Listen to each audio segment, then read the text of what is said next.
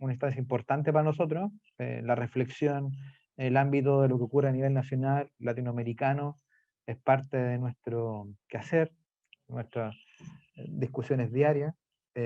Tuvimos también hace un par de días la lamentable noticia del fallecimiento del profesor Navarro, un referente en los estudios del CIR Nacional, y también colega obviamente del profesor Claudio, profesor también del profesor Pablo, y eso también nos hace, digamos, preocuparnos sobre la situación, como decía, de la reflexión, de los estudios de cine nacional, y sin duda la visita y la conversación que nos va a entablar el profesor Pereira es de relevancia. El tema de los festivales y lo que está sucediendo en el acontecer del cine latinoamericano también nos debe llamar la atención, y estoy muy contento también en lo personal de poder contar con su presencia, de conocerlo y de poder escuchar lo que nos va a decir. Voy a ser breve, obviamente, porque lo importante es lo que el profesor Claudio nos quiera contar. Así que, nuevamente, agradecido, profesor, y mucho éxito en la jornada de hoy. Bueno, muchísimas gracias por las palabras, por la presentación. También es un gusto poder estar en este encuentro con estudiantes y con parte de los profesores de vuestra universidad. Hoy día el intercambio y la colaboración yo creo que es algo fundamental, sobre todo en las instituciones de educación, entendiendo también que la educación y los procesos de aprendizaje, quizás podemos consensuar que algo que se deja atrás, un modelo antiguo, ¿cierto?, de la enseñanza vertical, donde uno repetía contenido y por lo tanto los estudiantes tenían que de alguna manera reproducir esos contenidos. Hoy día el conocimiento es algo que está en circulación, y sobre todo conocimientos que están cercanos a la cultura o en torno a la cultura. Creo que es algo que está constantemente, hay que estar escuchando y revisando cómo esos contenidos van a la par también de las transformaciones que están ocurriendo en nuestras sociedades. Por lo tanto, las lecturas, haciendo el link con lo que el profesor Manuel decía, hace poco partió un profesor de nosotros y colega que gracias a él hoy día le debemos la escritura. Ha partido un cineasta fundamental para Chile, pero también partió un intelectual al cual le debemos muchas publicaciones en torno al arte cinematográfico, al lenguaje del cine, pero en específico al cine latinoamericano y al cine chileno. De hecho, algo de la presentación de hoy día está basado en este último libro que sacó el año 2019, en pleno estallido social. Hizo la presentación de este libro, y ese mismo año en el Festival de Cine de Viña del Mar sacó este libro sobre los años del cine en Chile de Raúl Ruiz, que también va a estar presente en esta exposición. Así que si humildemente le podemos dedicar esta exposición a Sergio, sería un honor. No sé, siempre cuando uno parte hablando de lo que es el cine latinoamericano, uno debería hacer la pregunta: ¿cuánto de los que estamos presentes acá conocemos cine latinoamericano? Voy a partir de ir de lo más desalentador a lo más alentador. Voy a partir al revés, para que no nos vamos desilusionando, sino por el contrario. Eh, Según cifras de GEDA, que la empresa de productores del cine iberoamericano, haciendo un estudio de los públicos, del consumo de estudios de público en cine de América Latina, tomando México, tomando Colombia, Venezuela, Chile, Argentina, Perú, Brasil, hay una tendencia a que el cine menos visto en torno a proporción a lo que uno consume, entendiendo consumo cinematográfico por la entrada cortada, en proporción a lo que es el cine norteamericano, el cine europeo y el cine asiático, el cine latinoamericano es el cine con menor cifras. Es tanto así que abro la palabra. ¿Cuánto creen que es el porcentaje de consumo de cine latinoamericano en Chile? ¿Cuánto creen? ¿Menor al 20%? Hablar de 20% es muchísimo. Entonces estamos hablando que sería muy bajo. el 87% de la taquilla en los multicines es de cine de los grandes estudios. El 13% se lo disputa el cine europeo, el cine chileno y el cine latinoamericano. El 2,5% de la taquilla promedio hasta el año 2018 era de cine latinoamericano. Piensen que las películas que llegan a Chile son los grandes éxitos argentinos, como La Odisea de los Giles, donde protagonizó Ricardo Darín, pero más allá de esos títulos, ¿cuánto conocemos de cine brasileño? ¿Cuánto conocemos de cine peruano? ¿Cuánto conocemos de cine mexicano? ¿Cuánto conocemos de lo que se hace en Argentina más allá de estas producciones que hoy día incluso las podemos ver en plataforma? Por lo tanto, sucede algo muy extraño y que no es nuevo, porque a la par alguien también podría plantear la tesis que a lo mejor son películas que no las vemos tanto porque evidentemente su calidad es inferior y por lo tanto no son películas tan interesantes de ver, y por eso que la cartelera pensando también que hoy día la cartelera cinematográfica después de la pandemia va a sufrir ciertas modificaciones porque evidentemente la penetración de las plataformas en vuestros hogares es algo ineludible y algo que los multicines también van a resentir. Cierro el slash o cierro el paréntesis, porque es un tema que vamos a tocar después. Entonces, ¿cuáles serían las causas? Por lo tanto, ¿por qué vemos ni hablar de cine africano, ni hablar de cine indio, ni hablar de otras cinematografías del sudeste asiático que quizás sean interesantes? Porque si uno lo compara con el rendimiento de estas películas en los festivales, o sea, gran parte de las películas de las que vamos a revisar en esta sesión, o las que vamos a hablar, o parten en Berlín, o fueron premiadas en la quincena realizada desde Cannes, o están en Toronto, o están en circuitos internacionales del primer mundo. Por lo tanto, hay una gran brecha o gran contradicción, si lo queremos hablar también en esos términos, de películas muy premiadas, muy reconocidas internacionalmente, pero paradojalmente en América Latina no se conocen porque no están en las pantallas. Esto no es algo del 2018 ni de la pandemia, es algo que siempre ha estado. En mi calidad de director artístico del Festival Internacional de Cine de Viña del Mar, tengo la fortuna, porque hay que decirlo de esa manera, también la suerte, el privilegio de poder estar encabezando un equipo de trabajo de un festival que lleva prácticamente 53 años de existencia y 33 versiones. Entonces la presentación que les quiero hacer es mostrar cómo el cine latinoamericano se puede leer también en paralelo a la historia también del festival y el panorama del cine latinoamericano. Entonces voy a compartir pantalla en ese sentido y luego voy a compartir algunos ejemplos que considero que pueden ser relevantes. Bueno, en primer lugar, el festival está organizado por la Ilustre Municipalidad de Viña del Mar con la Universidad de Valparaíso con su escuela de cine. Simplemente la ilustrativa. Aquí son parte de los spots que hemos realizado en los últimos años. Este fue el spot del festival del 2019, el último festival que hicimos de forma presencial. El año pasado lo hicimos totalmente online.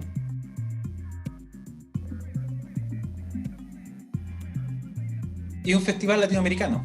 Por lo tanto, si bien tuvimos un invitado francés que hizo una película en Valparaíso en los años 90, pero prácticamente casi toda nuestra curatoría está en torno al cine latinoamericano. Esto fue donde tuvimos Uruguay como país invitado.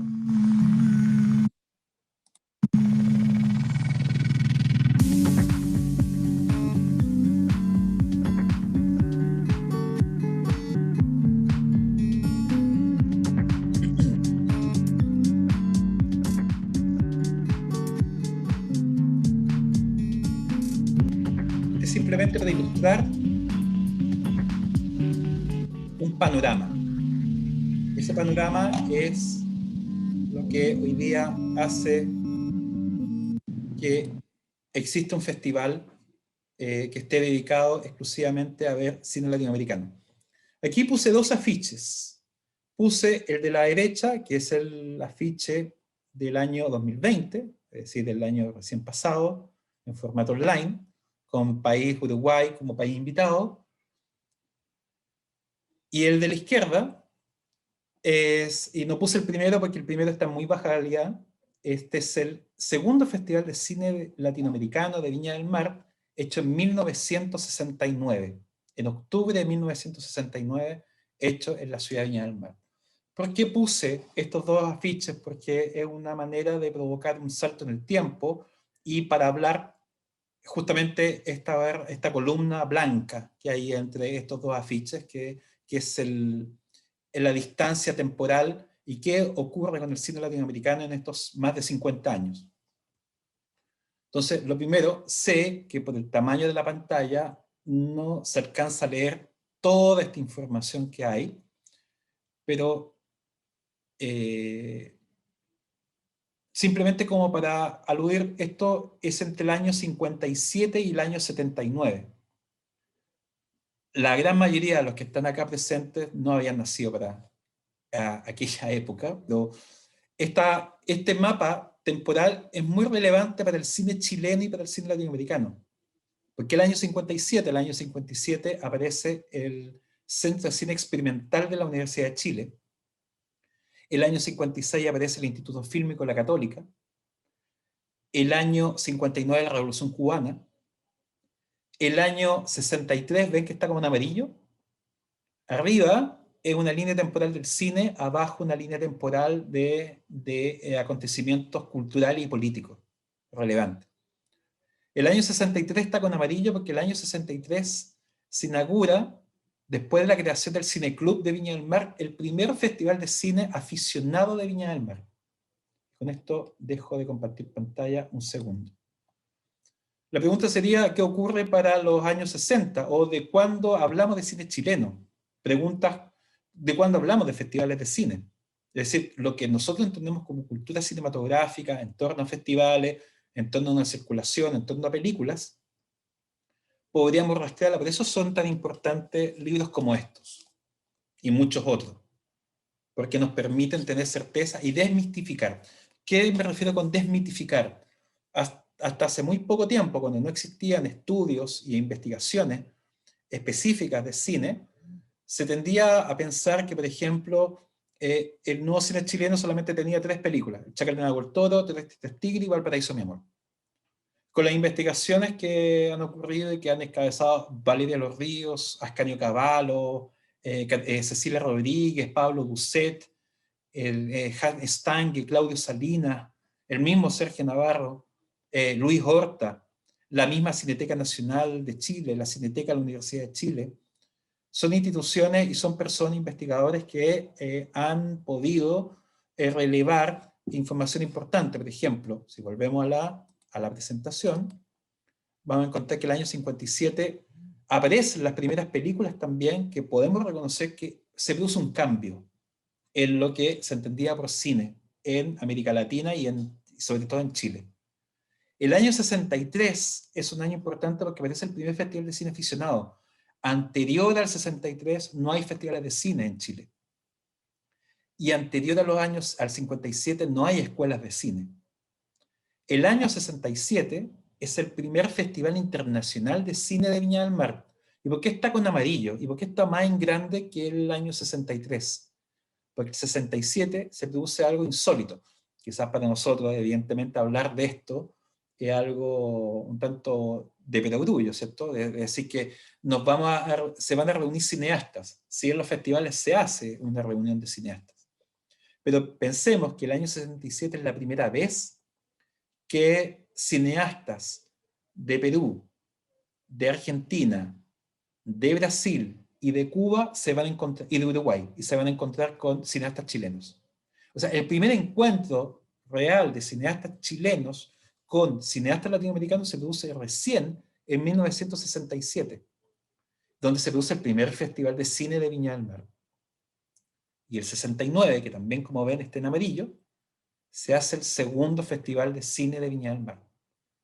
¿Y por qué es importante tener este mapa? Que no lo voy a describir completo porque es imposible del tiempo, pero simplemente lo traigo para expresar el volumen de acontecimientos, de textos fundamentales como Los Condenados de la Tierra de Frantz Fanon, la independencia de países africanos como Argelia, que se produce en el año 62, la Revolución Cubana en el 59, el golpe de Estado en el 64 de Brasil, el golpe de Estado que se produce en Bolivia el año 71, perdón, el golpe de Estado el golpe de Estado en Chile, el golpe de Estado en Uruguay, el golpe de Estado en Argentina. Y como ven, la línea de arriba está plagada de películas fundamentales. Por lo tanto, la producción cinematográfica latinoamericana se produce en este contexto de golpes de Estado partiendo de los años 70, se produce con el gran impacto que tienen textos fundamentales para la cultura latinoamericana y se realizan en torno a una gran densidad de películas que se van haciendo en películas como Bolivia, en países como Bolivia, Argentina, sobre todo Brasil, Argentina, México y Chile.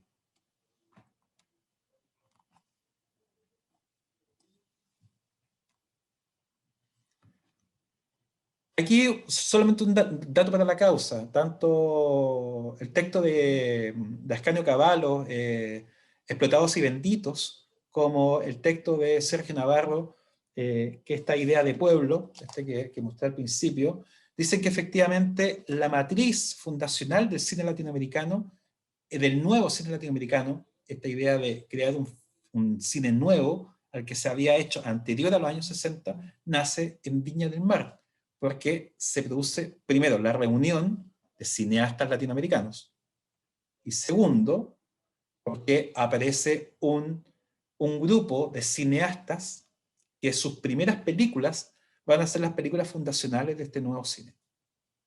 La pregunta que vendría ahora, cuando hablamos de nuevo cine latinoamericano en los 60, nos podríamos preguntar, ¿nuevo cine de qué? O sea, es un nuevo cine porque supuestamente nace a partir de algo preexistente, como uno lo puede observar en la historia del arte, ¿cierto? Aparecen nuevas expresiones porque responden a lógicas nuevas a partir de un clasicismo o a partir de algo que ya estaba. Pues bien, como dice Isaac León Frías, crítico peruano, dice, nace un nuevo cine en oposición al tradicional, al viejo, al industrial, que se hacía en América Latina. ¿Cómo es ese cine? Si ustedes revisan, no sé si se logra ver bien, no sé si Pablo también me puede decir si se ven bien las fotografías con nitidez.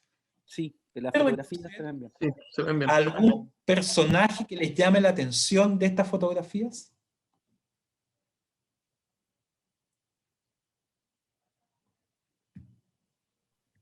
O sea, según lo que tengo entendido, es el nuevo cine latinoamericano está orientado a ver cómo tenerle una mirada sobre la gente de a pie de alguna manera, ¿cierto? Así que los personajes son campesinos, los personajes son personas pobres, los personajes son malvivientes, por así decirlo. Entonces, es como hay un cambio en el foco en ese sentido, por lo tanto, en el foco de a dónde están apuntando las cámaras. En ese tiempo el cine era un cine muy industrial y que estaba muy orientado también a las grandes como élites mundiales. Así que... Y en ese sentido, estas 4 fotos que están acá son de 4 películas anteriores al cine que tú describes y que estamos empezando a describir.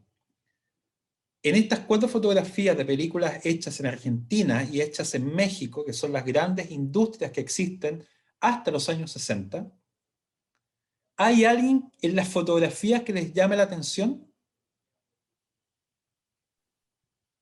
Está Carlos Gardel, si no me equivoco. A Carlos Gardel en la película El día que me quieras del año 1935, que es un musical. Un musical que él como centro. Y fíjense la foto que está a la derecha. Eva Perón.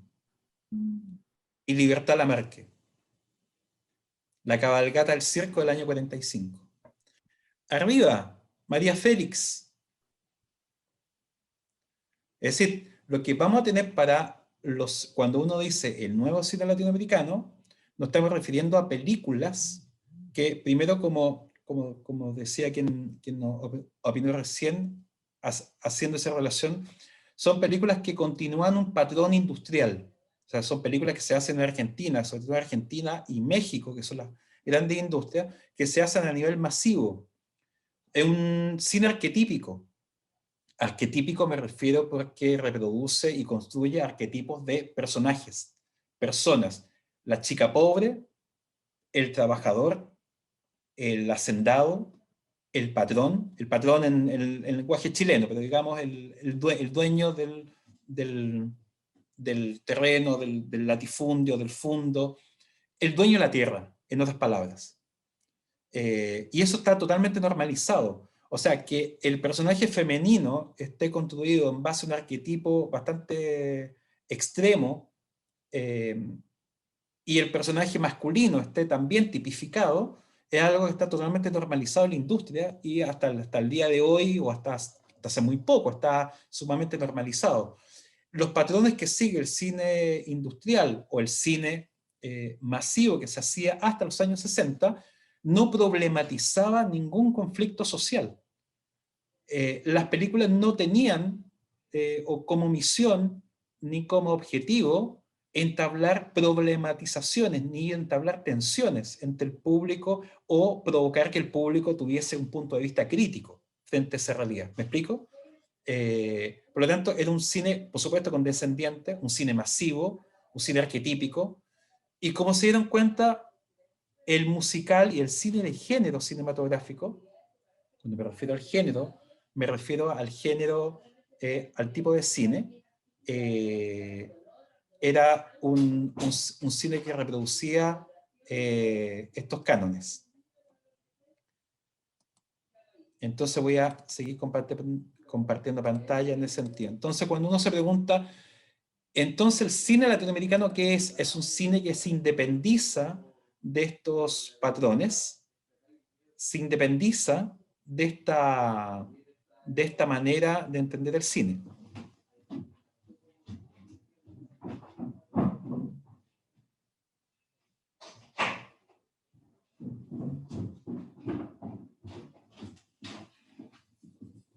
Entonces, cuando uno dice es un cine joven, es un cine nuevo, específicamente porque se quiere distanciar de esto, de este tipo. ¿Y qué provoca? Un cine independiente. Cuando nosotros hablamos de cine independiente, es que culturalmente es independiente. Y aquí se puede conectar perfectamente con un texto que lo desarrolla Sergio Navarro en este libro, que se llama La idea de pueblo, la encrucijada del cine latinoamericano, que habla de un autor martinico que se llama Frantz Fanon, que desarrolla la idea de pueblo. Él es, como para que entendamos, él nace en colonias francesas y es uno de los primeros ensayistas que en los textos como Piel Negra, Piel Noir y Máscaras Blancas habla de la descolonización, es decir, como dice aquí, ser colonizado es más que ser subyugado físicamente, es ser culturalmente. Es decir, para Fanon y para este intelectual va a existir en los años 60 el desafío de ser independiente, no solamente independiente económicamente, sino culturalmente. Pensemos que una parte del mundo todavía es colonia. Uno dirá, pero ¿cómo? Si estamos hablando de Chile, Argentina, Perú, se independizaron entre 1810 y 1820 aproximadamente, estaba como todas las independencias que conocemos, pero las independencias de las colonias francesas en África se producen en los años 60. Por lo tanto, aparecen textos que hablan que el desafío ahora es descolonizarse, y eso significa independizarse culturalmente. Y textos como este va a influir en el nuevo cine latinoamericano. Y vamos a encontrar dos dimensiones. Primero, un cine de carácter rupturista a nivel estético y un cine progresista y revolucionario desde el punto de vista político.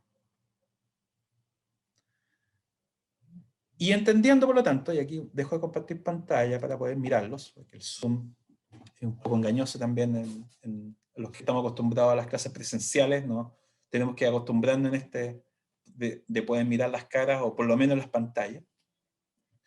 Nos vamos a encontrar para los años 60 con la siguiente encrucijada.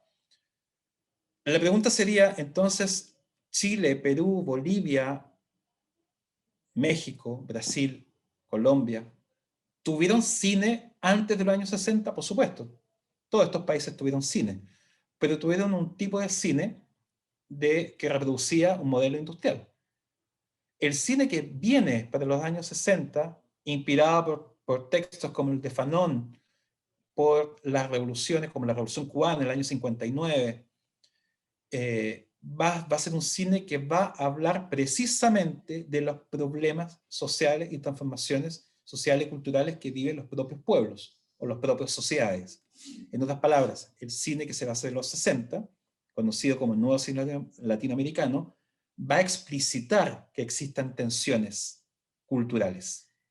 Esa es la gran diferencia. Y ahora me tomo de la opinión que un chico recién decía, la gente a pie, por ejemplo. Va a estar hablando de los indígenas, se va a estar hablando de todos los tipos de exclusiones sociales que hay. No solamente la gente miserable o la gente que vive en miseria, sino de todo tipo de exclusiones. Incluso las de tipo racial. Alguien dirá, bueno, sí estamos en Latinoamérica, pero recordemos que gran parte de sociedades latinoamericanas como Brasil, mismo Argentina, Paraguay, Bolivia, Perú, tienen un gran componente de población indígena, de población nativa. Esa población nativa no existe en el cine previo a los años 60, no se ven. ¿Me explico? Si hacemos un ejemplo, si me permiten el ejemplo, si nos dijeran hasta hace 30 años, 40 años atrás, ¿qué sabemos de África? Seguramente hace 40 años atrás la mayoría va a decir lo que ha visto en las películas, porque no ha visto películas africanas. ¿Me explico? Películas hechas por africanos. Lo mismo ocurría con América Latina. América Latina parecía en las películas norteamericanas como Centroamérica, como que Centroamérica fuese una especie como de estándar, independiente si es en Colombia, si es en Chile, si es en Argentina, da lo mismo, porque había un estereotipo, una idea, en este caso, estandarizada de lo que significa América Latina. Por lo tanto, las películas que vamos a empezar a realizar ahora quiebran esa idea y empiezan a tomar una idea propia de qué significa ser cine en América Latina. Y aquí quizás recién comienza la pertinencia de hacer un festival como el de Viña del Mar y por qué, y el objetivo, ojalá alcancemos por tiempo, de esta pequeña exposición, de ver la resonancia que tienen ese tipo de películas el día de hoy. Contracorriente, voy a compartir una película no de hoy día, sino del año 64, mismo año, voy a corroborar que compartí con sonido, sí, mismo año en que se hace el golpe de Estado, en Brasil. Se llama El Diablo, el Dios, el Diablo y el Dios en la Tierra del Sol. A cabeça que eu não aguento mais ver você no sofrimento.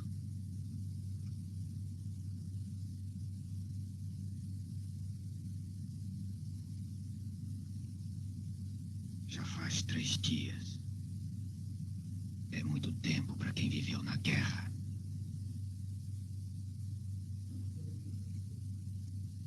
O corpo de Maria Bonita inchou, apodreceu.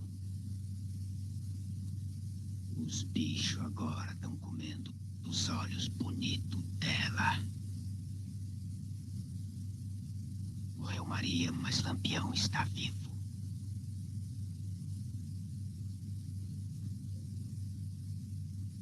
Virgulino acabou na carne, mas o espírito está vivo.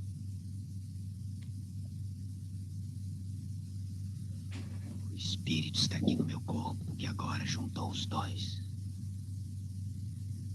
Cangaceiro de 2 cabeças, uma por fora, outra por dentro. Uma matando e a outra pensando. Agora eu quero ver se esse homem Você não pode consertar esse sertão. É o gigante da maldade comendo o povo para engordar o governo da República.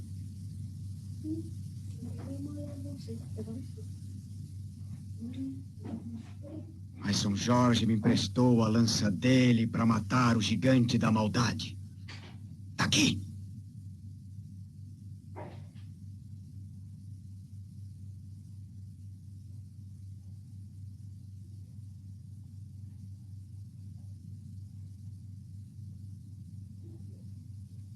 Tá aqui, tá aqui. Tá aqui o meu fuzil para não deixar pobre morrer de fome. Quem é você, Aparecido? O senhor não São Jorge, meu padrinho Sebastião. Sebastião! Cadê o viado, irmão de santo? As tropas de Antônio da Morte matou ele, meu São Jorge. Mataram o Virgulino também. Mataram meu padrinho. Governo de uma peste! Mataram o teatro e mataram o Lampião! Hemos partido con una película rarísima y que a pesar de lo que uno podría imaginar que podría ser un cine más bien muy realista, vemos una película pragmática, es una película que se llama Dios y el Diablo en la Tierra del Sol, del año 64, de uno de los directores brasileños y latinoamericanos más importantes que hemos tenido, que se llama Glauber Rocha. Tuvimos la suerte el año 2019 de compartir con su hijo, que le hace un homenaje con una película que se llama Cinema Novo. Glauber Rocha es un intelectual de la altura de Pier Paolo Pasolini. Estamos hablando de un intelectual que hace un manifiesto que se llama La Estética del Hambre, que dice que toda la violencia de América Latina se debe a la miseria y que hay un sistema económico. Fíjense cómo uno puede hacer inmediatamente el link con la actualidad, con lo que está pasando hoy día en América Latina, en nuestro país, en nuestras sociedades. Se están hablando los temas que hoy día se está hablando hoy día, lo que va a ser la Asamblea Constituyente. Se está hablando de un sistema económico perverso que excluye a personas. Lo que estuvimos viendo es una película que está en clave de una alegoría. Es decir, son personajes que representan quiénes son los dueños del mundo, los dueños de la tierra. En los años 60, los excluidos van a ser los que no tienen derecho a nada. Y los dueños de la tierra van a ser los dueños de las vidas humanas. Van a ser los dueños no solamente de la casa, de los animales, de la tierra física, sino también dueños de las personas. Alguien dirá, pero ¿cómo? Si la esclavitud se abolió en el siglo XVIII, al final del siglo XVIII. Estamos hablando, cuando se habla de la descolonización, se habla de personas que viven y son, de alguna manera, deben a su patrón. Y una lógica que también en Chile, en el campo chileno, hasta la reforma agraria, se mantuvo intacta. Por lo tanto, estamos hablando de una problemática profunda que tiene que ver con personas, primero, analfabetas, segundo, que no tienen ningún tipo de derechos, sociedades que no son construidas en base a derechos. Por lo tanto, el cine latinoamericano que aparece en los 60, con películas como esta, de este cangajeiro, que es una especie como de cowboy, como vaquero, para ser más explícito, vaquero, es un cangajeiro brasileño, del sureste brasileño, donde se disputaba la tierra, y la tierra está la riqueza. Por lo tanto, la película tiene además otro componente, que se va a sumar con una que voy a compartir inmediatamente, que tiene una influencia, alguien podría decir, pero ¿cómo? Es medio contradictorio, que estamos hablando de cine latinoamericano y sin embargo me vas a hablar de un intelectual alemán. Como suele suceder, voy a compartir pantalla y le voy a bajar el volumen para comentarlo.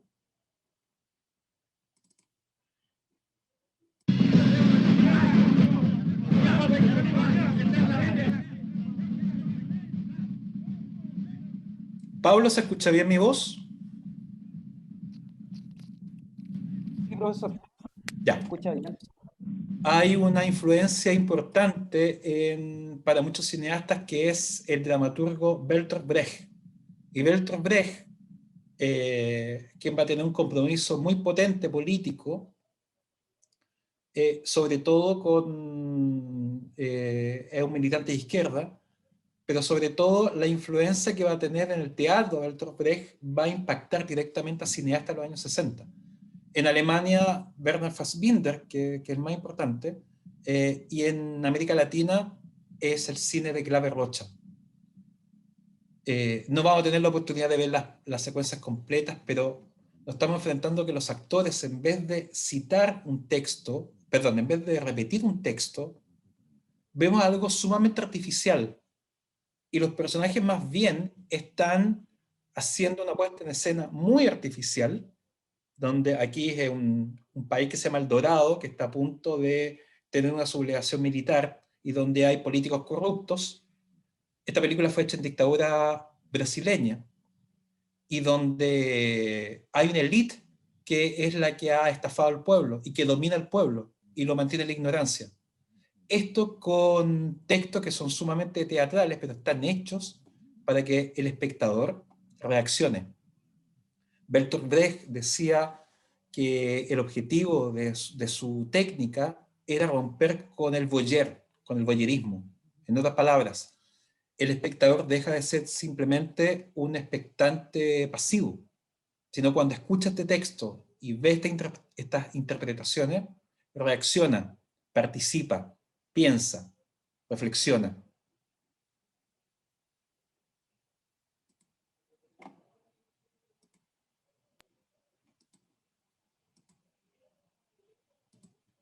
Voy a compartir pantalla. Por lo tanto, van a haber dos tipos de cine que van a ser los relevantes en América Latina para los 60. Uno alegórico, como el de Clave Rocha, y otro, que es el que está acá abajo, muy distinto. Muy distinto. Y ese muy distinto es un cine que sí va a tomar la frontalidad como una forma expresiva, sí va a hablar de los problemas a nivel de panfleto, es decir, va a utilizar el cine como mecanismo para empujar al espectador a que tome una posición, no va a ser en tono simbólico, como los dos ejemplos que recién revisamos, sino que va a ser directo, que es el cine de guerrilla o el tercer cine. Y aquí tiene la película La Hora del Hornos.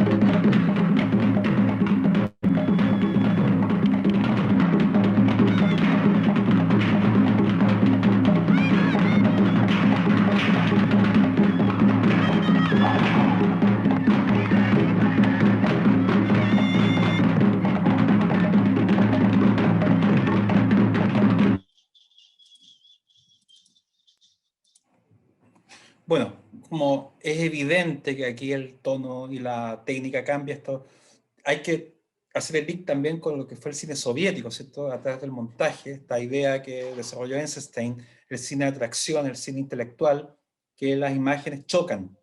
Esta idea que esta relación dialéctica de provocar un choque de imágenes. Y aquí lo que tenemos es la continuidad de ese tipo de montaje, donde es una imagen donde hay militares que están en las calles, donde hay violencia, y luego viene la consigna, que es entonces, aquí están los síntomas, este es el problema, esta es la solución.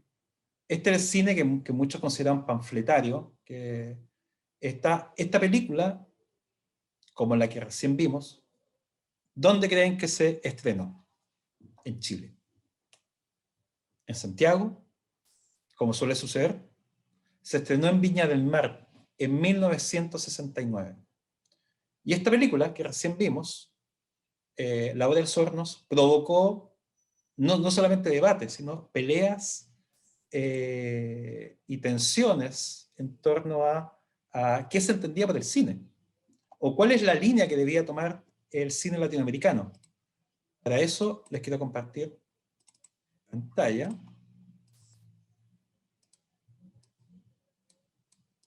Y les quiero mostrar lo siguiente. ¿Ven esta foto? Estas 3 fotografías son del Festival de Cine Viña del Mar. Las 2 primeras son del Festival del año 69. No sé si lo ven bien, pero en el extremo izquierdo vemos a quién está hablando, que es Raúl Ruiz, chileno. Y el que está en la foto que está a un costado, está hablando Fernando Pino Solanas, que falleció el año pasado. A finales del año pasado murió este cineasta. ¿Cómo estás? Es el codirector de la película que recién vimos un fragmento, La Hora de los Hornos. Y el que está a la derecha es Glaber Rocha, en Viña del Mar, que es el director de la película que estuvimos viendo al principio, que estas 2 películas, que era El Dios y el Diablo, La Tierra y el Sol. En Viña del Mar se reúnen los cineastas relevantes que están haciendo el cine que va a hacer el giro a este cine masivo, a este cine que tenía solamente el gusto de entretener, el gusto que tenía complacer a través de arquetipos, sino el giro va a ser a través de un cine nuevo, un cine distinto. Así los aportes también del cine cubano que teníamos con Santiago Álvarez se van a dar cita en Viña del Mar. Para cerrar esta primera parte, para ya entrar ya en la parte actual, o si podemos decir más contemporánea, de qué resonancia tiene, nos vamos a quedar con muchos ejemplos sin poder ver, siempre pasa. Siempre los que hacemos clases nos entusiasmamos muchísimo y cargamos con muchísimos casos, pero hay que hacer caso a la hora. En Chile, conocíamos el Chacal de Nahuel Toro, me imagino que, bueno, si no lo ven, si no lo han visto, háganse el tiempo, dense un espacio para ver una película impactante que se llama El Chacal de Nahuel Toro. Está disponible en el sitio de la Cineteca Nacional de Chile, restaurada. Pero hay una película que produjo también un acalorado debate, así como fue el acalorado debate cuando se estrenó La Hora de los Hornos, una película de 4 horas y media, donde se exasperaron los ánimos porque muchos decían cómo el cine no puede ser panfleto, otros decían este es el camino. Aparece otra película relevante, que es la que voy a compartir a continuación.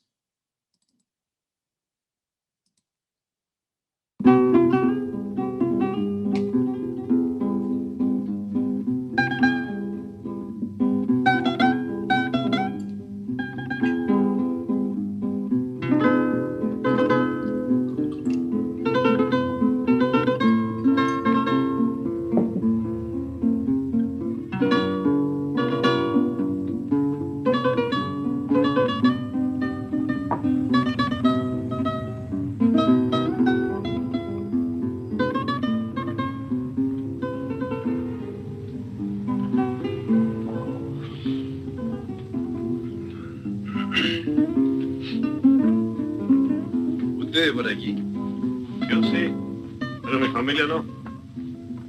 Ah, o sea, usted nomás. ¿Y usted?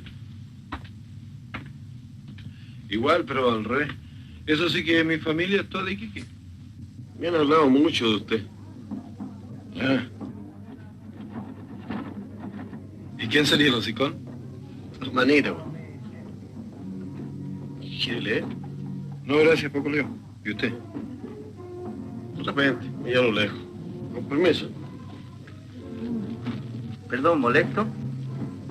No se sabe. ¿Por qué? No, era por el diario. ¿Qué parte quiere?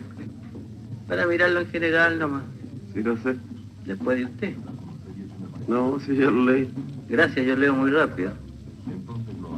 No se haga problema, señor. López, Luis López. Apaguen la televisión si no es molestia.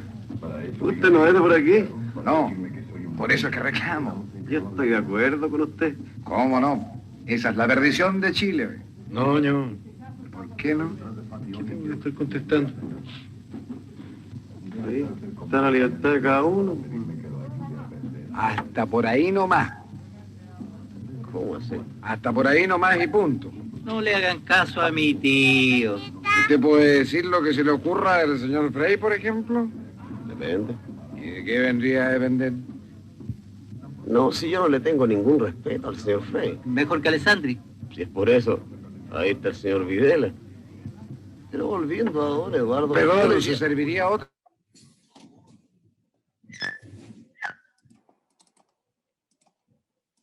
¿Alguien ha visto esta película? De los que está aquí presente. También está restaurada y la pueden ver en la... Y después de muchos años se puede escuchar, porque la copia que andaba circulando en VHS y después en DVD era inaudible. ¿Alguien de los que está aquí presente la habrá visto? ¿O sabe qué película es? Sí, es Tres Tristes Tigres de Raúl Ruiz, me encanta. Exactamente. Esta película aparece en un lote, si podemos verlo, de este abrumador paisaje que vimos al principio, de este esquema, aparece en 1968.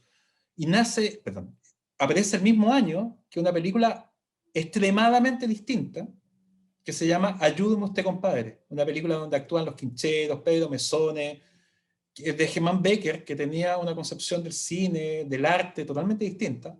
Ruiz le dedica, cuando parte la película, le dedica esta película, se lo dedica a Nicanor Parra y al glorioso Club Deportivo Colo-Colo. Es una película que está hecha desde el absurdo, es una película que está hecha desde la indagación, está hecha como para que entendamos. Por un lado se estaba haciendo este cine que estaba por el lado simbólico de Glauber Rocha en Brasil, que es realmente impactante para los que ven por primera vez estas películas. En Argentina, Fernando Pino Solana decía, existe un primer cine, el cine europeo, existe el segundo cine, que es el cine norteamericano, y América Latina no puede reproducir los cánones de esos dos cines. Por lo tanto, tiene que surgir un tercer cine, en alusión al tercer mundo también. Somos algo distinto. Y crea este cine guerrilla, que es esta película que veíamos, Panfleto, que es La Hora de los Hornos. Raúl Ruiz es un planeta totalmente distinto. Es una vía que, primero, viene el teatro, viene la dramaturgia Ruiz, viene desde el absurdo, y provoca una cantidad de operaciones que nunca se habían visto en la tradición del cine chileno.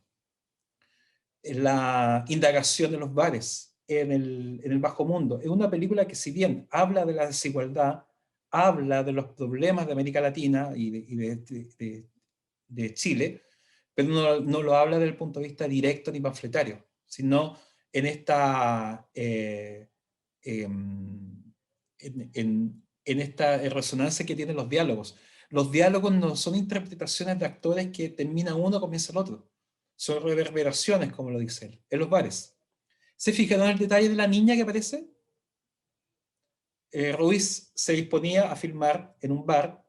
Dicen el mito que está con Verónica Cortines, que tiene el libro La tristeza de los tigres, dice que efectivamente le daban a los parroquianos del bar para que se quedaran como extras y participaran de las escenas, pero todo lo que ocurría además participaba en la película.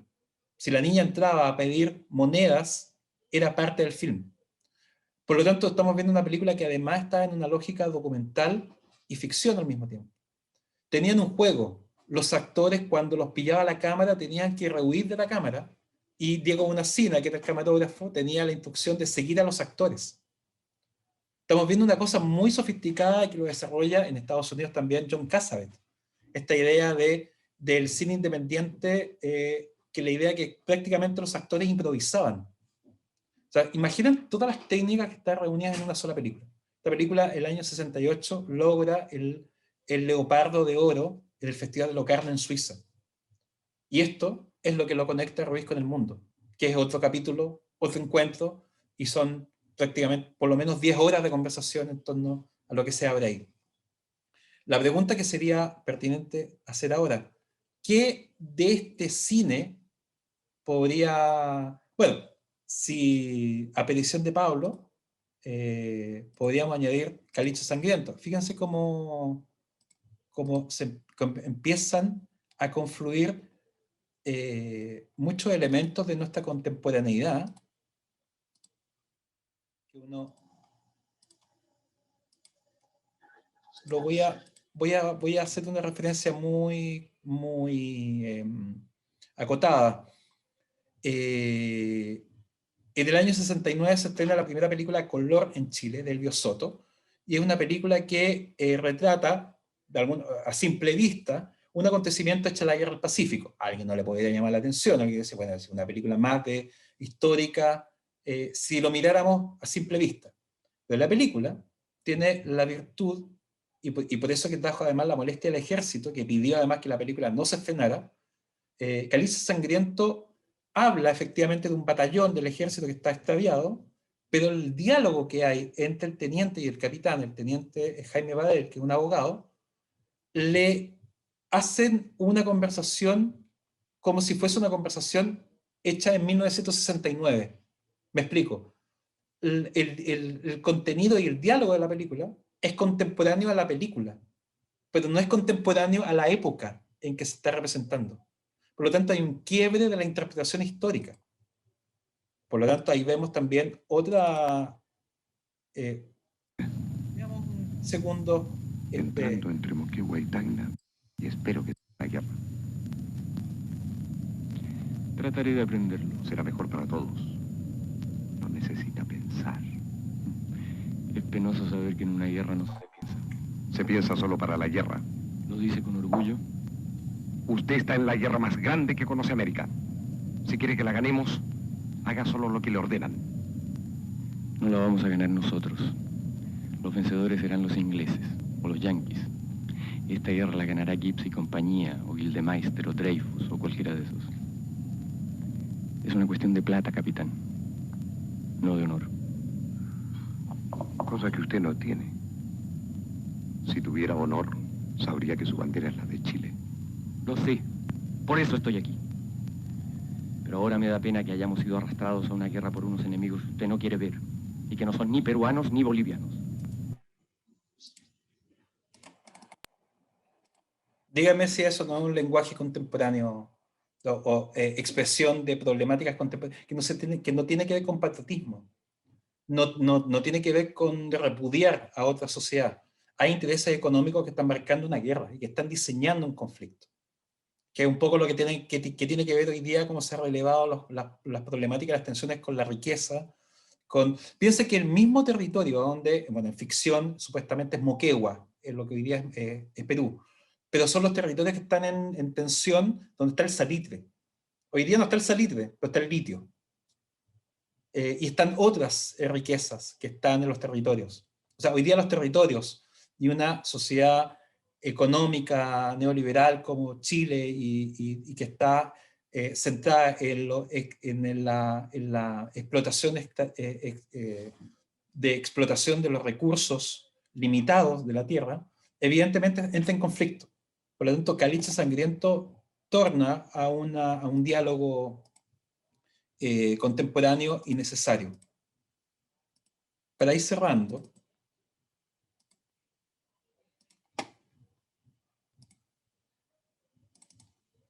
llegamos a 1990. el festival, el Festival de Cine, retomándolo, el Festival de Cine de Viña del Mar, que se produce este encuentro de los cineastas latinoamericanos en el 67 y el 69, no se puede hacer la tercera versión. La tercera versión se va a hacer en octubre del año 73, viene el golpe de Estado, no se puede hacer, muchos cineastas salen al exilio, Aldo Francia no puede continuar con el festival, y el Festival Internacional del Nuevo Cine Latinoamericano de Cuba, o de La Habana, nace en 1979 para tomar el vacío que deja el Festival de Cine de Viña del Mar. Hoy día, los festivales más importantes, como es el Festival de Cine de La Habana, es la continuación explícita en su fundación de lo que dejó Viña del Mar. Viña del Mar se refunda, o nuevamente se abre en 1990. Ininterrumpidamente ahora vamos a celebrar en septiembre la versión 33, y uno se podría pensar lo siguiente: bueno, ¿qué de todo lo que hemos hablado resuena hoy día en lo que se hace actualmente en América Latina o en Chile?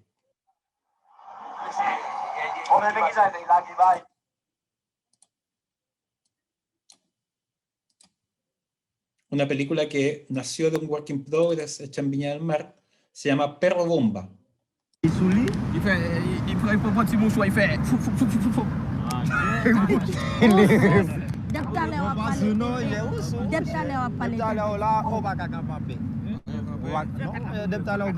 Ok, cabe suo bien.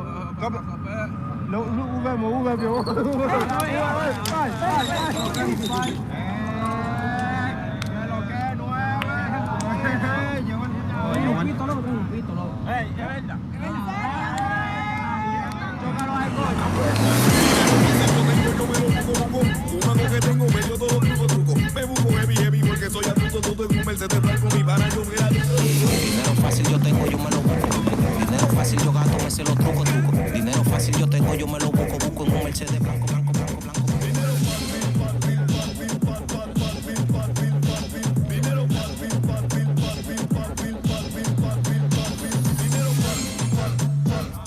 Tengo dinero fácil y ahora que estoy.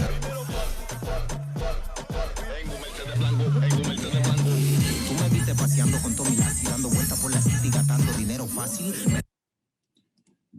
Ahí tienen un ejemplo de una película hecha con técnica, como dice el equipo de Perro Bomba, una película hecha con lógica documental, una película hablada en creol, que está prácticamente dando visibilidad a un tipo de exclusión que hoy día es sumamente latente en Chile. O sea, la sociedad chilena está pasando por un momento bastante interesante, bastante complejo también, donde hay algo que también está instalado en América Latina, un profundo clasismo y racismo que se ha ido instalando con gran fuerza, producto de muchos factores. Por lo tanto, ustedes pueden ver un cine chileno que está en onda media, no recuerdo si Perro Bomba está disponible, disponible como esta otra película que también aparece en el Work in Progress de Viña del Mar, que se llama Harley Quinn, que es la última película de una pareja de realizadores chilenos, que es totalmente distinto. Si ustedes pueden hacer una mapa de lo que se hace de cine en Chile, van a encontrar que la filmografía de estos dos realizadores, Carolina Villasola y José Luis Sepúlveda, es un capítulo totalmente aparte, porque lo que hacen es observar la realidad, no desde un punto de vista paternalista, no observar a los excluidos, no observar desde lejos, sino que hay un grado de participación en que la representación deja de tener esa distancia, y vemos, por ejemplo, y con esto cerramos para abrir las preguntas o comentarios, si es que las hay,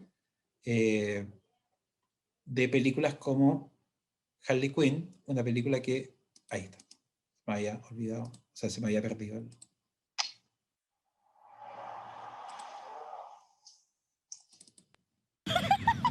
Ay, nomás, te vaya.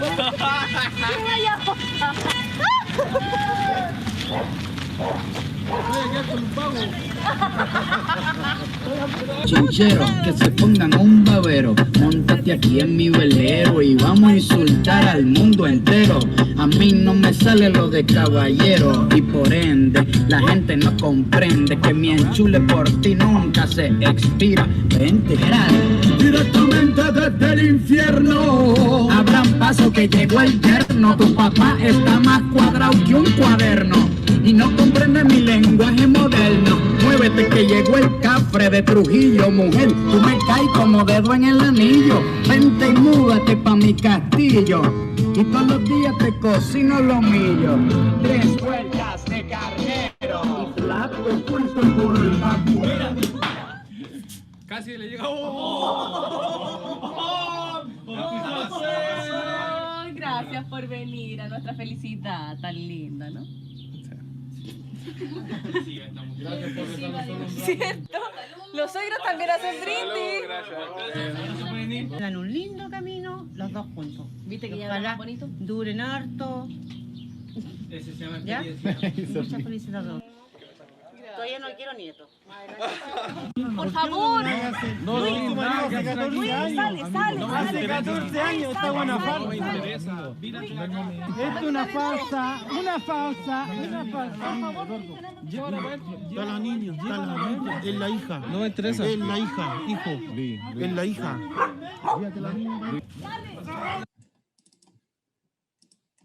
Si yo les preguntara, seguramente, solamente con ver esta escena uno dirá, bueno, estamos frente a un documental, bueno, lo que hace, impresionante lo que hace esta dupla de cineastas chilenos, es que uno no sabe qué está viendo, fíjate. Porque justamente está desmarcado, o sea, toman algo, están más conectados, este tipo de cine está más conectado con lo que hemos visto en los años 60 que el cine que se hizo en los 90. Significa que hoy día, y eso que por tiempo nos quedamos muy cortos, pero podemos ver lo que el cine ensayo que se está haciendo en Argentina, el documental de autorrepresentación que hoy día está haciendo una generación chilena, argentina, brasileña, que está haciendo sobre perspectiva de género, cine LGTBQA y más, que hay una autorrepresentación, es decir, que el cine no está dando cuenta, incluso la representación misma nos da cuenta de la forma en que se representan los cuerpos hoy día, el cuerpo como territorio político, hace que evidentemente haya un giro, que hoy día haya mucha producción en torno a la autorrepresentación, donde hay testimonios, donde hay cosas que no ha sido dado cuenta con los formatos tradicionales. Por eso que hoy día es muy habitual que encontremos autorrepresentación, películas híbridas, películas que no entendemos si son documentales o ficción. De hecho, Harley Quinn es una película que ha estado en festivales como ficción, ganó Sanfic como mejor actriz, la chica que hace de Harley Quinn, y en Viña del Mar la presentamos como mejor, y ganó como mejor documental. Y el tema no es la discusión si es documental o ficción, sino es la forma en que tienen de trabajar con los actores, con las personas, de no entendiendo que podemos reproducir los mismos tipos de cánones y modelos de representación habituales para abordar problemáticas sociales. Así que la invitación está a la plataforma Movie, donde pueden ver el cine brasileño contemporáneo. No quiero hacerle propaganda a la plataforma, pero todos entenderán cuál es la plataforma con N. Realmente es muy escaso lo que hay en latinoamericano. Recomiendo la Canción sin nombre de Melina León, película que habla sobre los finales de los años 80 en Perú, producida y fotografiada por el increíble Inti Briones. Monos, que no alcanzamos a ver, película colombiana hecha con 8 países asociados, Noruega, siempre se me olvidan, Argentina, Colombia, Brasil, Noruega, Suecia, Alemania. Así que Monos, Canción sin nombre, Las Mil y Una, de Clarissa Navas, son excepciones, pero para cerrar, podemos evidenciar que el problema de la circulación y el problema de la diversidad de formas y lenguajes que se están produciendo en América Latina es muy amplia. El problema es el cómo accedemos o cómo los públicos acceden a ese tipo de contenidos que hoy día las plataformas nos están dando abasto, significa que hay un tema de distribución, hay un tema político de distribución, porque evidentemente predominan las majors todavía. Esperemos que al final de la pandemia, muchos dicen, muchos esperamos, que quizás terminando la pandemia, quizás va a haber en sociedades como la chilena, donde quizás haya un interés masivo por lo público, que a lo mejor las salas de cine independientes, las salas de cine de barrio, se potencien, más que ir a un centro comercial a ver más de lo mismo. Eso yo creo que para dar espacio a comentarios o preguntas, si es que las hay. No, Yo tengo muchísimas un gracias. comentario. Vamos a dar paso a las preguntas, adelante. Oh, disculpe, yo tengo un comentario. Bueno, primero que nada, agradecer mucho la charla, fue muy interesante. También igual poner un poquito en contexto el cine latinoamericano, sobre todo el chileno, pensar igual que en el tiempo del nuevo cine fue una época bien convulsionada en la que aparecieron hartos nuevos cosas. Apareció la nueva música, la nueva teología, igual es interesante como pensar de alguna manera el cine dentro de ese contexto también. Conocía varias de las películas de las que hablamos, de las que nos comentaron, y igual hay muchas que no conocía y que es bueno también tenerlas ahí en la lista para poder revisarlas pronto. Yo quería preguntar, más que nada por el asunto de la educación, el rol que cumple la educación dentro de todo este sistema, porque si bien comenzamos la charla con estas como cifras un poco tristes sobre el tema del consumo del cine latinoamericano en nuestra propia Latinoamérica, yo creo que también eso se puede como enlazar un poco ahí con más que con un asunto de problema de distribución, tal vez con un asunto de problema de acceso en un sentido ya más metafísico, por así decirlo. No sé si las personas tienen como las capacidades como para acceder a ese cine, tampoco como, más que nada por una cosa de años, que se ha sido de ver más o menos lo mismo. Siento que hay un asunto ahí que tiene que ver con la educación audiovisual, que se tiene que dar desde antes, y me gustaría igual conocer sus comentarios respecto a eso. Sí, has dado con un concepto, bueno, muchos de los contenidos y lo que estamos hablando lo estamos haciendo ajustados a 1 hora, 60 minutos, que realmente para el interés y el entusiasmo que uno tiene, realmente es un sacrificio. Y evidentemente quedó mucho por ver, todo el material de la Centro Experimental de Cine de la Universidad de Chile, que son cortos realmente impresionantes. Recomiendo Cineteca de la Universidad de Chile, tienen una página donde se ven todos los cortometrajes que hizo Pedro Chaskel, Héctor Ríos, donde están las primeras películas, de hecho este primer corto de Raúl Ruiz, La Maleta. Realmente Sergio Bravo es abrir un capítulo impresionante. Uno no puede, de verdad, no estoy exagerando, realmente uno no puede ni creer lo sofisticado que alcanzaron a hacer algunas películas ya para los años 60, en cortometrajes, en Chile. No me acuerdo quién hizo, muchas gracias, ahí anotaron también de la Cineteca Nacional y la Cineteca de la Universidad de Chile. Son 2 instituciones distintas, pero ahí están mucho material que hemos visto y que corresponde al cine de los 60. Efectivamente tú das con el clavo con algo. Hoy día se entiende formación de públicos, porque claro, alguien puede decir, bueno, ¿cuál es la solución?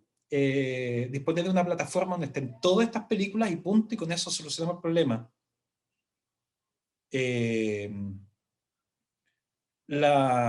tema es la formación, como tú bien señalas, la mediación.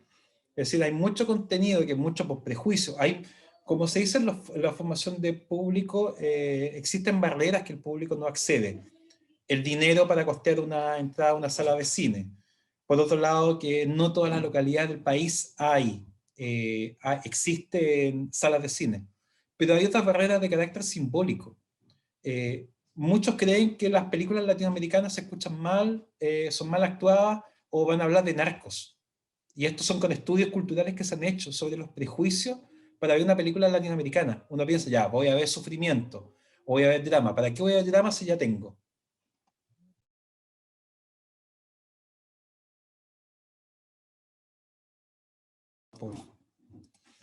Por lo tanto, enfrentar esas barreras se logra con la formación de público, que es la educación, lo que tú hablabas, pero acompañar a los públicos. Que estas películas, hoy día las salas de cine independientes, los festivales están haciendo un rol que quizás también están supliendo falencias también o vacíos del Ministerio de Educación o de políticas públicas. Hoy día ver una película no significa solamente, bueno, si entretiene, bacán. Pero además cuando uno ve una película como El Chacal de Nahuel Toro, o Harley Quinn, o la que sea, o si uno la ve en familia, la ve acompañado, hay una cantidad de activos que empiezan a tensionarse y activarse, conversaciones a nivel de problemáticas sociales, culturales, la familia, qué pienso yo respecto a determinadas temáticas, qué sabía yo respecto a... coloquemos cualquier película y seguramente va a ser no solamente una experiencia óptica, sino también es una experiencia de espectador como yo puedo participar de la cultura. Y ese proceso no es disponiendo todo sin a Luca o todo en una plataforma. No sé si me explico. La solución no es disponer del contenido, es cómo ese contenido queda a disposición. Por eso es que existe la mediación, lo que estamos haciendo hoy día es una mediación. Esta conversación es una mediación. Quizás Chacal de Nahuel Toro es un título que estaba ahí, o Tres Tigres, pero a lo mejor, ojalá, existe el interés, ir a visitarlo y quizás se active un interés distinto al de la oferta masiva o al de la oferta disponible. Entonces, hoy día las plataformas no están dando la solución en sí mismas, ni que existan festivales tampoco. Yo creo que lo que está... El desafío es cómo esto genera acciones de formación de públicos. Y esos públicos son los que estamos acá. Y los públicos no somos entes que no sabemos nada, como antiguamente se decía. Yo no hablo de arte o de cine porque no entiendo. O sea, yo tengo que entender algo previo para hablar. Eso es lo que hoy día tratamos que ese antiguo modelo quede un poco atrás. Porque hoy día, ustedes bien lo saben, con una serie, con un libro, con una novela, con un cómic, uno puede tener cualquier relación, uno puede entrar por cualquier parte. No tengo que entender o tengo que ser erudito en algo para entender. El cine no se entiende en ese sentido. No es que yo tenga que entender de arte o de lenguaje cinematográfico. Entonces, romper esa barrera simbólica es una tarea que tenemos en las universidades, en las escuelas, en los cineclubs, en las salas de cine, en los festivales, de acercar y reencantar, seducir. Entonces yo creo que quien hizo la pregunta, que no alcancé a divisar del nombre, es clave.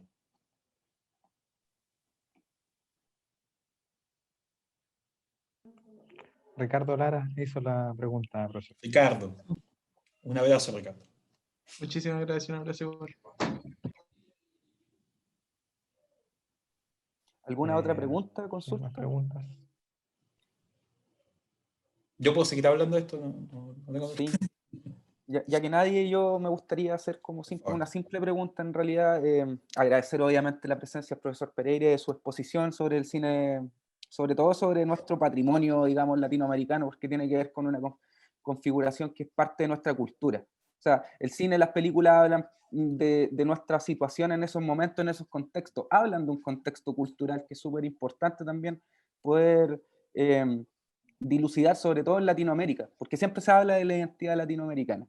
Y quizás me vayan a odiar por tratar de meter algo de otro continente en este, pero quisiera preguntar, a raíz de que vi en esta línea de tiempo que el año 57 irrumpe la política de los autores de Andrés Bazán,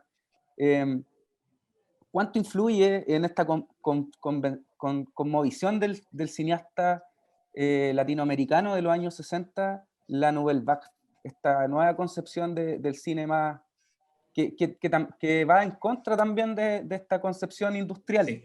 Industrial sobre todo en Chile, porque en Chile recordemos que hubo una pequeña industria en los años 50, Chile Films dio también a ciertas películas con cierto corte, con ciertas temáticas, pero también aparece por el lado, digamos, este otro cine que tiene otra misión, que tiene como otro punto de vista. Entonces esa es mi pregunta, profesor. Bueno, evidentemente, bueno, lo traté de sintetizar en una presentación, o sea, hacer una... explicarlo en menos de 60 minutos, esto es realmente, no es un sacrificio, un suplicio, porque uno quisiera expandirse más, pero autores como Isaac León Frías, un crítico, el crítico más importante de cine peruano, que participó del Festival del 67, el 69, Isaac León Frías, si lo pueden googlear, es quien más ha escrito sobre cine latinoamericano. Y de hecho en Viña del Mar presentó un libraco, que por allá lo tengo, sobre el cine industrial argentino y mexicano, el cine de los años 50. Y están todos los arquetipos que después vemos en televisión, etcétera, etcétera. Pero efectivamente coinciden los autores que hay dos vertientes que pueden explicar las vertientes o las referencias culturales y cinematográficas que tiene el cine latinoamericano. Por un lado, el neorrealismo, este cine italiano que se hace al término, casi al término, y lo que se llama la posguerra en Italia, un país en ruinas, un país empobrecido, ser humano en la miseria, y deciden hacer un cine que no tiene que ver con personajes, es decir, no con personajes arquetípicos, sino que los personajes son anónimos, puede ser cualquier persona que vive en la miseria. Y las tres películas más emblemáticas del neorrealismo, que son El ladrón de bicicletas, Roma ciudad abierta y La tierra tiembla, son películas que hablan de personajes o de personas que tratan de sobrevivir el día a día y que se ven en dificultades, incluso éticas y morales, como El ladrón de bicicletas, porque tienen que sobrevivir gente con hambre, como para que lo entendamos. Y la película sale de los estudios, en la lógica de los grandes estudios, el set, como para que entendamos, y sale a la calle. Y esto, entre otros, va a Fernando Birri, que es quien acuña el término nuevo cine latinoamericano, y Aldo Francia, en Chile, el que hizo Valparaíso mi amor, y ya no está actualizado, pero sobre todo Valparaíso mi amor, disponible en la Cineteca Nacional de Chile, restaurada. Son películas que hablan de hambre, de la miseria, del cotidiano. Y por el otro lado está la vertiente de la Nouvelle Vague, que como bien dice Pablo, son esta forma nueva de pensar el cine y de hacer el cine, o sea, es posible hacer un cine no en la lógica industrial. Y eso impacta directamente a los cineastas latinoamericanos, unos más que otros. Sergio Navarro, en este hermosísimo libro, La naturaleza ama ocultarse, dice, no es posible sintetizar a Ruiz, por ejemplo, como la mezcla de neorrealismo con Nouvelle Vague. O sea, Ruiz es mucho más complejo que eso. Está el absurdo, está el teatro, está la escritura, está Nicanor Parra, está la investigación sobre lo popular. Piensen que lo popular en Chile, hasta, si ustedes ven películas como El gran Cisco Chamorro de José Bor, está en una lógica de pensar lo popular como el roto chileno, esta persona pobre que hace peripecias para sobrevivir, pero nunca está problematizando algo. O sea, se naturaliza todo, los conflictos sociales están naturalizados. Por lo tanto, esta idea de lo popular, esquematizado y caricaturizado, es sumamente distinto el tratamiento que tiene el Chacal Nahuel Toro, Valparaíso mi amor y Tres Tigres sobre lo popular, que no es algo que está ahí como postal, como lo que hace Germán Baker en Ayúdame usted, compadre. Que ahí está el retrato criollista, postal, que está interpretado por Los Perlas, que son un musical que también es muy curioso en el año 68. Por lo tanto, la Nouvelle Vague sí impacta. Impacta también como va a impactar también los nuevos cines. Hay que pensar también que el 68 explotan otro tipo de nuevos cines, el nuevo cine polaco, el nuevo cine checo, pero en particular el nuevo cine francés es el que permite además teorizar. Entonces hay pensemos también que la teoría y la crítica cinematográfica de la mano de los cineclubes viene inspirada también por la crítica y los cineclubes franceses. Entonces la actividad, y aquí es importante Ricardo que había mencionado lo de la educación, son en las universidades. O sea, el cineclub de la Universidad de Chile, que va a dar paso luego al Centro de Cine Experimental, va a ser algo fundamental. Y con esto no puedo, ya que me imagino que hay un acercamiento y sensibilidad a la región, ¿cierto? a lo local. No es en Santiago, es en Viña del Mar donde se produce el cineclub de Viña del Mar, esa región. Y a propósito de Concepción, Ruiz conoce a Jaime Babel, Luis Alarcón, Nelson Villagra y Delfina Guzmán, adivinen en qué ciudad. En Concepción, en el teatro que estaban haciendo itinerante con la asociación llamada El Cabildo. El Cabildo era esta compañía teatral que agrupaba estos, y Chandra Román. O sea, imaginen el lote de actores y actrices con el que se va a reunir Ruiz cuando va a hacer el taller literario. Cuando Ruiz decía, tengo en la maleta 100 obras de teatro, y nadie le creía, a los 21 años. Entonces, hay un impacto que yo creo que no es literal, no es que hayan visto la nueva ola y hayan dicho, ya, esto es lo que hay que hacer, sino que son impactos distintos. Como vemos en Fernando Pino Solana, el más extremo, que había dicho, no, hay que hacer algo distinto, hay que hacer algo que sea latinoamericanista, pero en Chile también vemos ejercicios que están cercanos a lo que hacía la Nouvelle Vague. De hecho, si han visto los 400 golpes o Sin aliento, van a ver algo de lo que es Tres Tristes Tigres, sin querer que Tres Tristes Tigres sea la réplica de la Nouvelle Vague, pero está inspirado con sacar la cámara a la calle, con hacer que actores no actores participen, y un largo etcétera. Muchas gracias por la respuesta, profesor. No, impecable. No sé si alguien más tiene alguna pregunta como ya para ir finalizando la actividad. Dan ganas de compartir pantalla con los ejemplos, pero bueno, sabemos que el tiempo es... Analizar, claro. Pero bueno, una invitación a que vean estas películas. Hoy día, antes, sí, estos típicos comentarios que a uno se le cae el carnet, pero evidentemente cuando uno se formaba de alguna manera impensada para los presentes que están acá en este conversatorio. Uno escuchaba de algo que alguien repetía, de una película que se consiguió, y llegaba un VHS. O sea, las primeras películas de Jodorowsky que uno vio son unos VHS ininteligibles, o sea, pésimamente mal reproducidos, muy gastados, llegaba a la fotocopia de una revista. Eso hoy día no es el problema. Hoy día está todo restaurado, incluso restaurado, hay plataformas donde están, o si no siguen el camino legal, ustedes saben, por ahí andan muchos contenidos, pero se pilla con un PDF de un libro, académica.edu, ¿cierto? O Google Académico, uno puede descargar libros, o sea, hoy día no es el acceso al material el problema.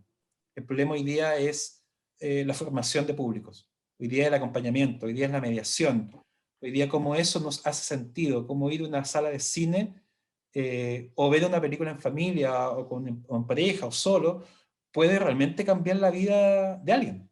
Realmente puede activar una cantidad de detonantes, lecturas, obras de teatro. Yo creo que hoy día de verdad es demasiada bueno, esa es otra conversación. Hay teóricas como la Ito Steyer, alemana, que dice que hoy día estamos en este mundo de las redes sociales y de la imagen, estamos tan saturados de imágenes, que hoy día cuesta un poco como ver qué realmente es, o sea, es tanta la basura que nos llega con las noticias. No estoy diciendo que las noticias todas son basura, sino la basura que anda dando vuelta por ahí, los memes, los comentarios, todo está a un mismo nivel, esa sobresaturación que es importante hacer discriminar, o por lo menos tener experiencias estéticas. Cuando me refiero a experiencias estéticas, es que uno realmente sea significativo, una experiencia que tenga frente a cualquier soporte, imagen, plataforma o experiencia. Entonces, la pandemia de alguna manera nos tiene que hacer como la vuelta de cómo podemos afrontar que no tenemos experiencias presenciales, no podemos ir al teatro, pero podemos tener lectura. El streaming viene para quedarse, como algunos dicen, pero evidentemente para generar otro tipo de usuarios, más ansiosos, más compulsivos, porque está todo disponible. Entonces creo que hace falta también el puente que hagan las instituciones educacionales, los cineclubes, los festivales, las salas de cine independientes. ¿no? Y también la iniciativa propia de querer también querer aprender un poco más sobre estos temas, porque, bueno, y de hecho lo quería incluir en el inicio, pero haciendo ese mini homenaje a Sergio Navarro, hay una frase que nos viene a hacer mucho sentido en la charla de hoy, que dice: el cine hay que pensarlo, no solo hacerlo. Estamos saturados de imágenes y en algún momento hay que analizar eso, por el bien del cine y el bien de todos. Y yo me pliego a las palabras de Sergio Navarro, porque uno tiene que pensar el cine, analizarlo, sobre todo por lo que bien dice el profesor Pereira. Estamos en una era actual, en un contexto contemporáneo donde estamos saturados de imágenes, donde estamos saturados de información visual, de información audiovisual, que tenemos la responsabilidad de saber discriminar y tener las competencias y compartir también las competencias educativas para que todo el mundo pueda saber discriminar esta información para el uso del desarrollo propio y el desarrollo colectivo, que es lo más importante. Sí, hay un artista contemporáneo chileno que se llama Alfredo Yar. O sea, alguien quiere saber más, está en Onda Media, está El Lamento de las Imágenes. Es un documental sobre él, no es de él, sino sobre él. Es uno de los artistas hoy día más relevantes a nivel internacional. Él dice constantemente: hay demasiadas imágenes. Y su obra tiene que ver efectivamente con pensar la imagen y cómo puede ser que la imagen es algo sumamente significativo, nos impacta, y pensando que estamos en un mundo hipersaturado, y por lo tanto, ojalá nos regalemos experiencias significativas. Y perdonen que insista con esto, pero yo creo que hoy día es sumamente relevante por la salud mental, por el encierro, por el confinamiento. Hoy día, si nos quedamos solamente con las noticias y las malas noticias, yo creo que hoy día hay que hacerse experiencias mientras volvamos a la presencialidad. De todas maneras, profesor.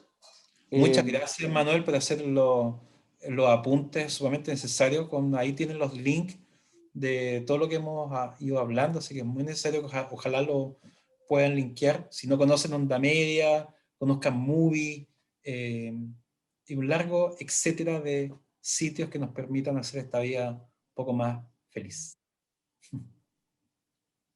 Bueno, yo quiero agradecer al profesor Claudio, sin duda una visita que nos invita a reflexionar sobre el devenir del cine actual, futuro, y basándose además en el pasado. Yo veo a varios compañeros de primer año de nuestra carrera, de dirección audiovisual y multimedia. Yo en lo particular trato clase a clase, ellos pueden dar fe de presentarle algún libro que precisamente reflexione sobre el cine nacional. Abrir un poco la biblioteca y interesarlos también, no solamente en el visionado, sino que después en la búsqueda de esa información. ¿Qué es lo que pasaba culturalmente, económicamente, políticamente, en ese momento en el país? ¿Por qué se produjo esa pieza? ¿Qué está pasando alrededor del mundo? Y las referencias son, digamos, son amplias. O sea, hablamos acá del neorrealismo italiano, de la nueva ola francesa, de lo que está pasando en México, en Centroamérica. Y eso sin duda, digamos, nos amplía a nosotros la responsabilidad que tenemos, además como realizadores, como futuros realizadores, del rol que tenemos de educar, de informar, y no solamente entretener, como decíamos, como se preocupan muchas veces las grandes cadenas. Darle un poquito, digamos, a la gente, digamos, sobre nuestra responsabilidad cultural. Yo le agradezco, profesor, la instancia, el tiempo, como ya decía, siendo un honor poder conversar, el tiempo se hace escaso, pero ya aportamos, digamos, un poquito a nuestros estudiantes, conversando un día martes en la mañana sobre cine chileno y latinoamericano. Además, la formación de audiencia es importante, primero con nosotros y luego con el resto de la gente. Así que muchas gracias, en serio, por estar aquí con nosotros. A ustedes por el espacio y por provocar también yo creo que es bueno también esta provocación, ¿cierto? De abrir estos espacios que ojalá dejen o abran una ventana, y lo digo también muy horizontalmente, lo digo que uno también siempre se nutre y uno parte siempre desde el interés, ¿no? Creo que colocarse verticalmente como diciendo, de aquí voy a entregar para que otros escuchen y tomen nota, uno siempre tiene como esta retroalimentación, y uno no para de estudiar. No por algo Sergio partió a los 78 años y la próxima semana lanza su último libro. Eso es lo más Sergio. El Sergio conversatorio que está haciendo, sí, que se organiza en la Cineteca. Sí, Sergio Navarro se doctoró a los 74 años. Y tiene 2 magísteres que lo sacó después de los 65 años. Además de ser ingeniero y cineasta. Entonces, es una gran motivación de la persona que el conocimiento, el estudio, y cuando digo estudio no es aprender una materia, sino estar escuchando, leyendo, estar atento a lo que pasa. Estamos en un país que un tiempo sumamente alucinante, complejo, pero sumamente alucinante con todo lo que está pasando y con lo que estamos escribiendo este nuevo presente, para estudiar, estudiar como tú decías, Manuel, conectarse con los contextos. Entonces yo creo que es un muy buen momento para ampliar nuestro registro. Sobre todo lo que en la sala. Sí, en la sala también como escuela. O sea, el profesor está en Valparaíso, ¿cierto? Nosotros acá desde Concepción. Hablaba un poco sobre este central Paraíso y nosotros desde el sur, digamos. Recordaba también lo que mencionaba sobre el rol del teatro, el teatro de la Universidad de Concepción, muy reconocido en su momento. También, digamos, aportamos a este crecimiento y a esta reflexión. Yo quiero aprovechar también las palabras finales, bueno, de agradecer a ambos profesores y también a nuestros estudiantes que pudieron asistir a esta charla. Sabemos que el tiempo apremia a todos y nada, esto está preparado, este tipo de instancias está preparado para que sirvan como espacios de discusión y reflexión, pero van también con un espíritu formativo hacia nuestros y nuestras estudiantes, así que espero que también le haya entrado en provecho de la charla que nos ha hecho el profesor Pereira a todos y todas ellas, y muchas gracias por asistir, y creo que con esto ya podemos finalizar y dar por terminada nuestra actividad, así que muchísimas gracias al profesor Pereira, al profesor Manuel Rivera y a todos los que han podido asistir. Muchas gracias a ustedes. Un aplauso espontáneo virtual que les merece. Gracias. Un aplauso virtual, vamos a parar la grabación.